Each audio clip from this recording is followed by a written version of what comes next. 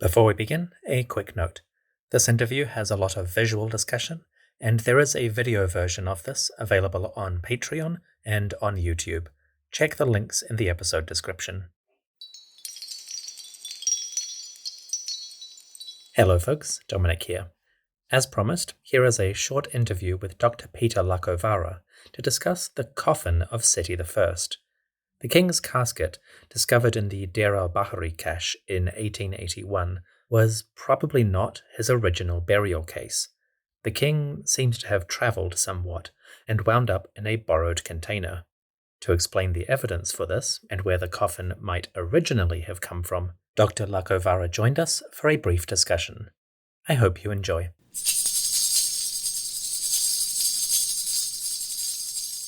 So good morning, Dr. Lacovara, and welcome back to the History of Egypt podcast. How are you today? Good. You're coming to us live from New York at the moment? Yes. Yes. How are things in the big city? No, I'm in not such a big city. I'm in Albany, which is the capital of the state, but not New York City. Albany. Okay. 2.5 hours north. Fair enough. The only thing I know about Albany is that they refer to hamburgers as steamed hams. Are you familiar with this? No, I've never heard that. Maybe it's Albany in England. It's definitely not Utica. It's an Albany expression. But, yeah. Okay. Yes, Utica has its own. So the coffin of Sety I, currently in the Cairo Museum, now in the National Museum of Egyptian Civilization. You recently published an article studying some of the physical features of this coffin. How would you describe this? What has happened to this coffin to bring it to Sety I?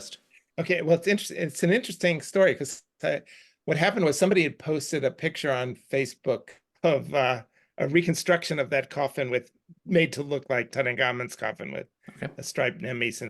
And I looked at it and I thought, no, that's weird. That doesn't look right. And so when I went to the Cairo Museum next, I took a close look at it. And the more I looked at it, the more I realized it had been heavily reworked. I mean, as Karakuni said, a lot of these coffins from the cache had been repurposed, reworked. But this, I think, may be the most extensive of the reworking. And what it turns out is, and even earlier on, I think even Maspero suggested that it, in the catalog suggested that it was an early style or an early coffin because of the large foot on it, which is like second N-rays coffin, for example. But in looking closer at it, it was clear it was a female coffin. It was exactly like Hotep, which was right across the hall from Seti's coffin. So it was easy to compare the two. And what they did was, it's so clever. They took the long Hathorian wig and then the looped ends of it, they carved into hands very roughly. And then they actually cut the head down quite a bit. So it didn't have that high wig that the Ahotep coffin did. And then the eyes were replaced. The eyes, they must have been stolen or taken out, and they were replaced with New Kingdom glass eyes. So, or the 18th dynasty, later 18th dynasty glass eyes. So it was quite extensively so they shaved the top of the wig down. Okay. They turned the pearls of the Hathorian wig into hands. And then they changed the eyes. They put these very big, they're oversized for the face, but 18th dynasty eyes. And you can see the carving is very rough. They obviously did it quite quickly. If I've understood this correctly, the current lappets of the headdress would originally have extended all the way down to Sety's hands and been curls in the shape of the Hathor style, and then reworked.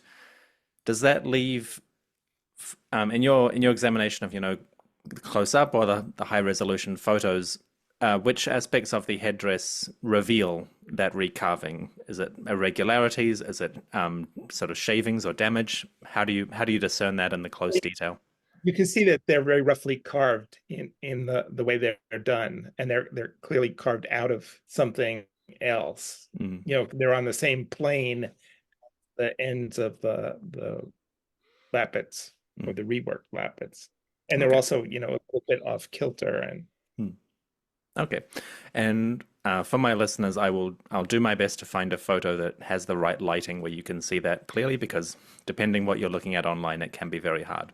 Now, and also for the period, you have floating hands, mm, much later, 21st dynasty would, but not mm. in the 18th Well, that brings me to or another 19th.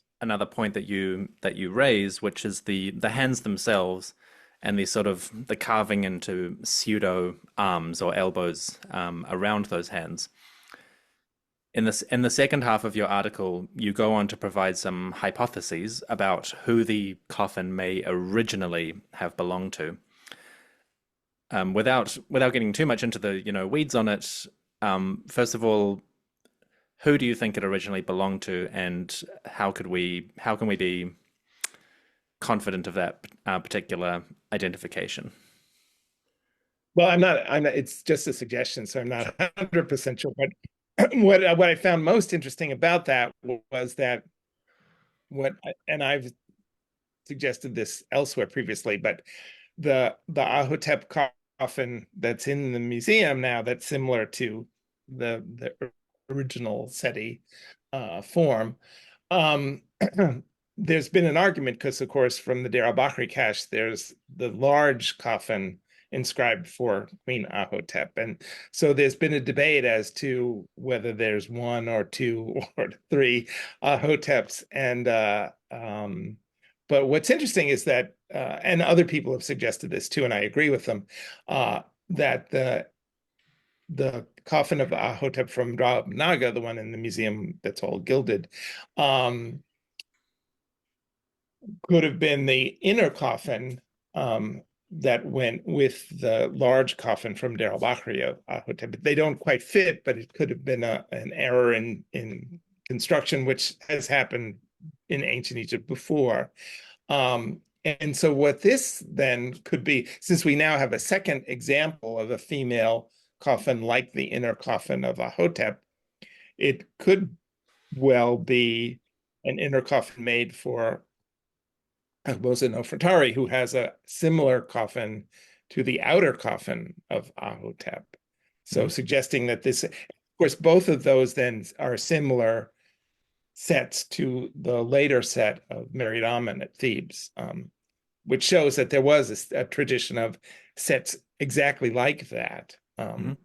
So it's a possibility. I mean, it could be yet another set of somebody that we don't have, the other examples of, but it's a possibility. But it just goes to show that there is a tradition of these sets of coffins. The inner one, Hathorian wig, and then a much larger exterior one. And what's interesting is that both Ahotep, the outer coffin, and Moses Nefertari, they have a weird opening, and they're not like a clamshell like most coffins. They have a flap in the back, which already would be difficult to get the inner coffin into, and it may well be the reason that the size is off, because they couldn't really gauge, they couldn't open it easily and gauge the interior space. So with Married Amen, then they go back to the clamshell technique, and so the coffins fit very snugly together. Okay, so hypothetically, the coffin of Sety I might originally have belonged to Ahotep. No, Ahmose Nefertari. Sorry. Okay, and yes, okay. So as you mentioned, many of the royal coffins, they do come in sets of nesting coffins. And it does seem strange that these early queens that we have, a couple of them have their inner and outer. Some of them only have their outer, or some of them only have their inner. One hypothetical question, just sort of wildly speculating, is why would they perhaps reuse a coffin of the early 18th dynasty for Sety, when, say, Ramesses II seems to have got one from much closer to his own time. Do you have any thoughts on why this particular coffin might have been chosen? No, I think they probably just, grabbed whatever was lying around. Mm. And, may have who knows, it may have depended on, I haven't gone through the chronology of, Nick Reeves did a really good study of the chronology of moving all these guys around. So I imagine you could probably go backward and see from the dates on them, who was buried first, who was reinterred first. But I think they probably just, because this one needed a lot of reworking. Some of the other ones didn't need quite as much. So it may have been last in line or whatever. Poor Sety. Very good. Well, that brings me to the end of my questions. So, Peter, thank you very much for coming back on the podcast to explain this. I hope you've enjoyed yourself, and we'll look forward to speaking to you again. Thanks so much. Thank Have you. a good day. Thank you. Bye-bye.